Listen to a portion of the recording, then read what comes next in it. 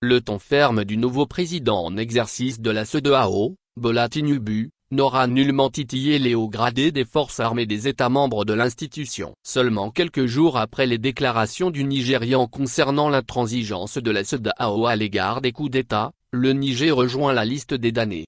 Au terme d'une journée de mercredi à rebondissement avec une pluie d'informations incertaines, la nouvelle d'un coup d'État militaire au Niger est confirmée en soirée par le traditionnel communiqué lu à la télévision nationale. Le président de la République du Niger, Mohamed Bazoum, est dépossédé du pouvoir politique que lui ont conféré les citoyens nigériens dans les urnes. Le scénario devient presque classique: mouvement dans les camps militaires, tergiversation et négociation pour une démission du chef d'État élu. Apparition à la télévision d'une cohorte de militaires proclamant les nouvelles mesures instaurées par l'armée.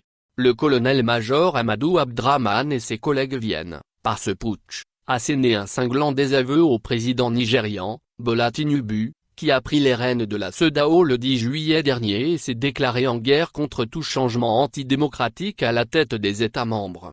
Dans leur déclaration, les nouveaux maîtres de Niamey ont indiqué qu'il est demandé à tous les partenaires extérieurs de ne pas s'ingérer, ce qui semble être une mise en garde à l'endroit du président nigérian qui avait évoqué l'éventualité de l'usage de la force pour rétablir les pouvoirs démocratiques qui seraient illégitimement renversés.